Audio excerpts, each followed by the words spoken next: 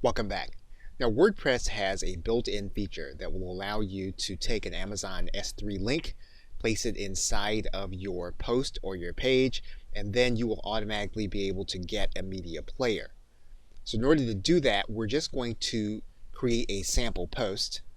We're then going to make sure that we're posting to the text side of the editor. We're first going to pick up an MP3 link. We're going to right-click our MP3 link. We're going to get the web URL. We'll then copy it to the clipboard. Then we'll head back to our WordPress installation. What we'll do then is we're just going to paste that link inside of the post. And then we're going to click Publish. And so that we can view what the post will actually look like, we'll click View Post. And you'll see now that that MP3 file automatically becomes a player inside of WordPress. We can do the same thing with an MP4 file. So we're going to click on our video. We're going to right-click it and grab the web URL. We'll then copy it to the clipboard. We'll then close. Then we'll head back to our WordPress installation. We'll edit our post.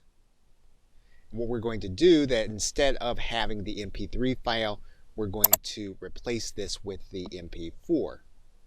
And then we're going to click Update.